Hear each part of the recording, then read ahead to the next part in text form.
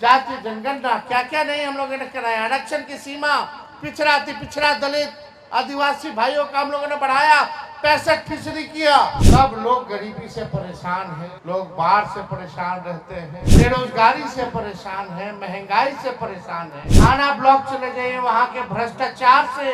यहाँ smart meter लगा है, लेकिन बिजली का बिल से लोग परेशान है कि नहीं है।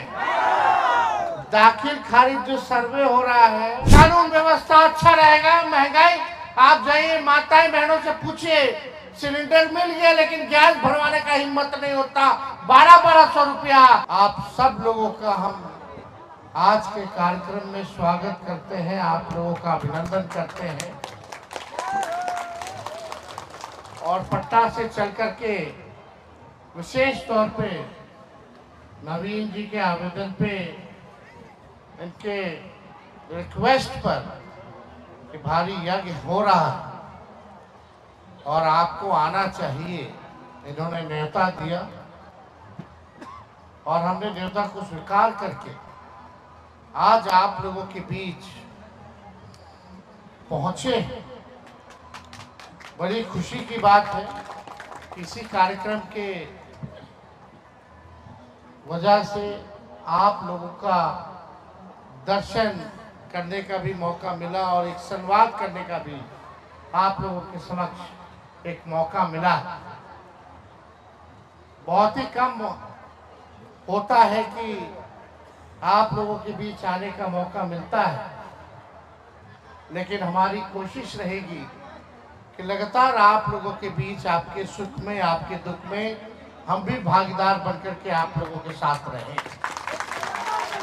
भले पटना का इलाका, पटना बड़ा दूर है, बहुत लोग यहाँ के पटना भी नहीं आ पाते हैं, कम होना होता है, लेकिन हमारी कोशिश है कि ये दूर का इलाका, कोसी का इलाका, चाहे मधेपुरा हो, सहरसा हो या पूर्णिया प्रमंडल हो, यहाँ हम लोगों के बीच जो है जाने का काम करें जब भी अवसर मिले।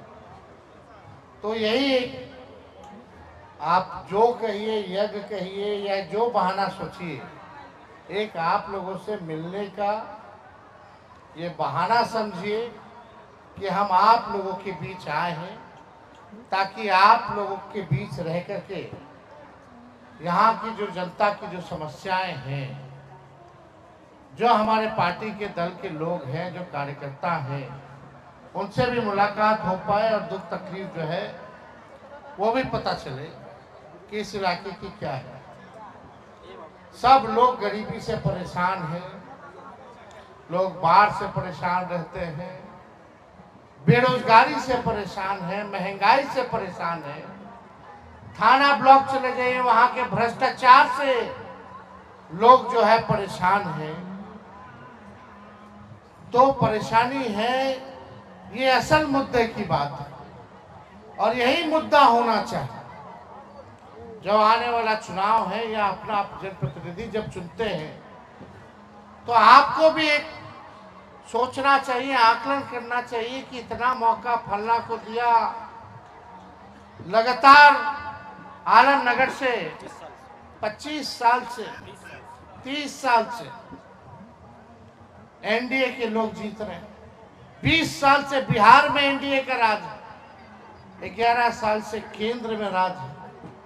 विधायक से लेके एमपी से लेके मुख्यमंत्री से लेके प्रधानमंत्री तक एनडीए का है।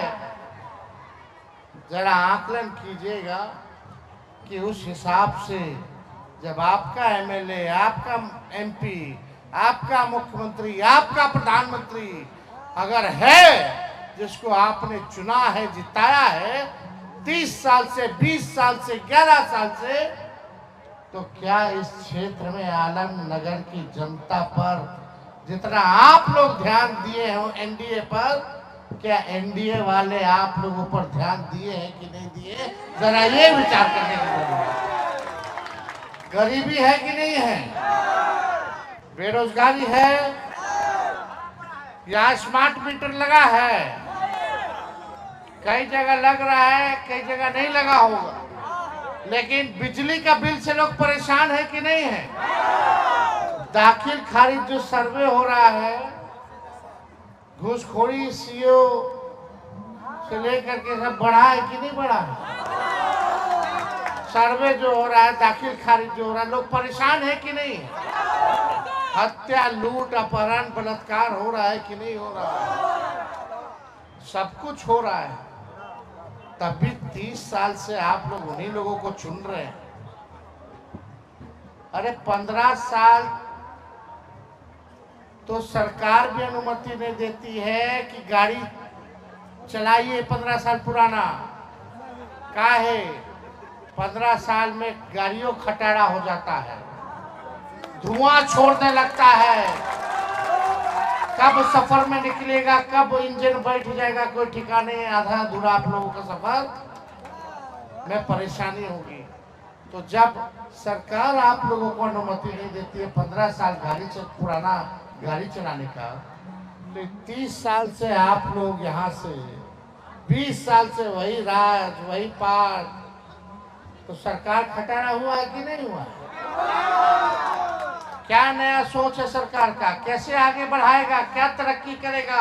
कोई एनडीए का नेता आके बताया आलमनगर के लिए हम ये करेंगे जिससे आलमनगर के लोगों का विकास होगा, तरक्की होगा, गरीबी मिटेगी, महंगाई कम होगी, भ्रष्टाचार खत्म होगा, कानून व्यवस्था अच्छा रहेगा, महंगाई।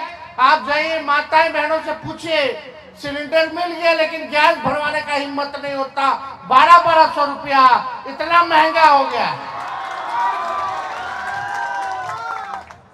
हर चीज महंगा हो गया, पेट्रोल डीजल हो गया, 100 के पार हो गया, हर चीज। माँ बहन अपना मन को मार करके रहती है, कैसे घर चलाती है वो माताएं बहनें बता पाएंगी। लोग पलायन कर रहे हैं, नौकरी नहीं मिल रहा बाल बच्चा को, दूसरा राज्य जा रहा है कमाने, कैसे घर चल रहा है, क्या हो रहा है, इस पे कोई चर्चा नहीं कर रहा। चर्चा केवल जात पर और धर्म पर करके वोट ले लेता है भाजपा वाला लोग। केवल जात के नाम पे और धर्म के नाम पे ये भाजपा के लोग, एनडीए के लोग वोट लेते हैं, राज कर रहे हैं। अभी भी बच्चे को अच्छा शिक्षा नहीं मिल रहा, अच्छा चिकित्सा नहीं मिल रहा, कहाँ इलाज हो रहा है, कहाँ लेके जाइएगा? जब तक अस्पताल पहुंचिएगा, एम्बुलेंस आएगा, तब तक तो बताने की जरूरत है। सब आप लोग जान रहे, आप लोग भुगत रहे हैं, फिर भी काहे धो रहे? हम आप लोगों से आए हैं एक मौका मांगने। 20 साल देख लिया, 30 साल देख लिया आप लोगों ने, एक बार केवल 5 साल के लिए तेजस्वी को आप मौका दे करके दिखाइए। हम लोग नए सोच के हैं, नया विचार है, सबको साथ लेकर के चलेंगे, एक नया बिहार बनाना है। 17 महीने हम सरकार में थे तो हमने 5 लाख लोगों को सरकारी नौकरी दिया, 3.5 लाख सरकारी नौकरी प्रक्रियाधीन कराए। मिला कि नहीं मिला 5 लाख नौकरी? तो आप देखिएगा, हम तो वादा किए थे 10 लाख का 20 में, तो हमारे चाचा कहते थे कहाँ से लाएगा, अपने बाप के पास से लाएगा पैसा। और जब चाचा जी हमारे लगे आ गए तो नौकरी, डिग्री, सब कोई जो है सर्टिफिकेट हम लोग देने लगे कि नहीं देने लगे, नियुक्ति पत्र दिए कि नहीं दिए? अब वही चाचा कहते हैं कि हमने नौकरी दिया, आप तो असंभव कहते थे। फिर भी हम लोग आएंगे सरकार में, एक मौका दीजिएगा तो लाखों में सरकारी नौकरियां तो मिलेंगी ही, लाखों में रोजगार की भी व्यवस्था होगी। और खास तौर पे माताएं बहनों के लिए माई बहन मान योजना हम लोग लाएंगे, और हर महीना माई बहन मान योजना में हर महीना माताएं बहनों के खाते में 2500 रुपया डायरेक्ट डलवाने का काम किया जाएगा, हर महीने डायरेक्ट 2500 रुपया। और गैस सिलेंडर जो मोदी जी, नीतीश जी जो 1200 के पार कर दिए, उसको 500 रुपया हम लोग करने का काम। बिजली जो महंगा हो गया है, कितना महंगा हो गया है बिजली, सबसे गरीब राज्य देश का कौन है? और सबसे महंगा बिजली कहाँ मिलता है? यह न्याय है कि नहीं है? सबसे गरीब राज्य बिहार और सबसे महंगा बिजली खरीदते हैं हम लोग, सबसे महंगा पूरे देश में। यह न्याय है। हम लोग आएंगे, सरकार में मौका मिलेगा तो 200 यूनिट फ्री में हर घर को बिजली हम लोग दिलवाने का काम करेंगे। 200 यूनिट का मतलब 1500 से 1800 रुपया समझ जाइए कि आपका बिल अगर आएगा तो माफ हो जाएगा बिजली का। ये काम हम लोग करेंगे। वृद्धा पेंशन, दिव्यांगों का पेंशन, विधवा पेंशन 400 रुपया मिलता है मात्र। 400 से काम चलने वाला है इस महंगाई में। और भी मिलता है तो समय पर नहीं मिलता, उसमें से भी 50-100 रुपया रख लेता है।